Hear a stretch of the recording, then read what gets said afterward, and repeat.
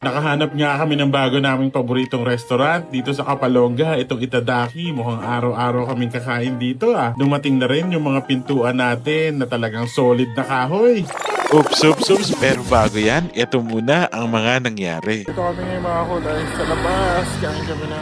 Last day na nga namin to dito sa Daet. Kaya naman nag-midnight snack kami dito sa Dim Sum Panda. Si Ron.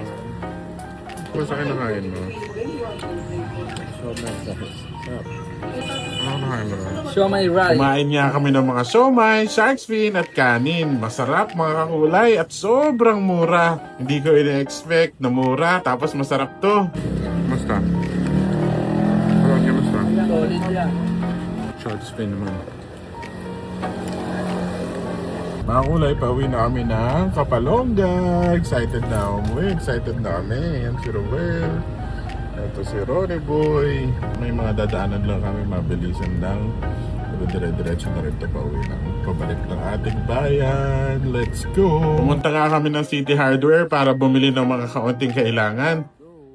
Tapos na kami mga hulay sa City Hardware, grabe kapagod. Ngayon naman, dito kami stopover kami, bumibili si Roel ng mga prutas. Si Roel nga bumibili ng mga siniguelas, mangga, saging at kung ano-ano mga prutas kasi para bang masarap kumain ng prutas sa summer season. Nakabalik na kami ng Kapalonga. Dito kami ngayon sa Itadaki. Nakabalik na nga kami ng Kapalonga at ang first stop namin, ito nga ang Itadaki, bagong na-discover namin restaurant dito. Meron tayong beef yakiniku, tapos meron tayong shawarma yakiniku, parehas masarap mga kakulay. Talagang mawibili kami dito kasi talagang Japanese inspired ang mga pagkain dito. Masarap, cheesy at malasa mga kakulay. In-enjoy kong mabuti yung beef na pagkain natin, pati na rin yung shawarma natin na beef. Masarap talaga kakulay. Beef naman tayo.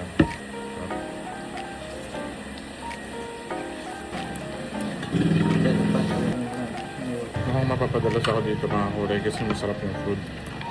Mapapadalas kami dito panigurado, tapos yung dessert natin, halo-halo na merong buong yema sa ibabaw. Oh, leche flan pala. Tapos maraming sahog, solid. Tapos nga sila ate at kuya na may-ari na Itadaki ay nakafollow at nanonood din sa atin. Salamat po!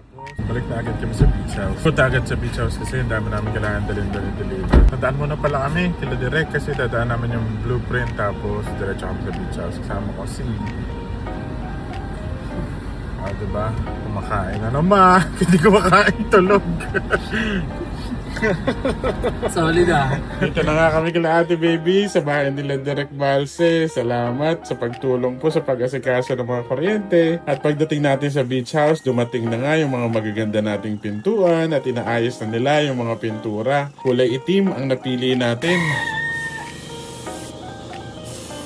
Okay, dumating na dito yung mga pintuan natin. Sprayan na nila para mas maganda. Nag-waterproofing rin tayo ng mga exterior na walls. Tapos finishing na. Hindi namin papakita sa inyo lahat. Konti-konti lang para ma-excite pa kayo sa final outcome. Let's go! Ito na mga hulay, ang konting patikim, yung swimming pool natin, meron ng tiles.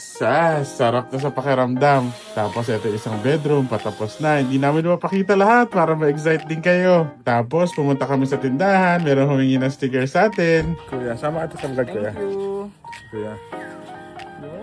At habang busy nga kami, si Ron talaga namang patambay-tambay at parelax-relax na para bang Pikachu. Aray mo! Salamat sa pagsama sa amin sa another food and travel adventure mga kulay. Bukas ulit ha. Yun lang. Thanks! Bye!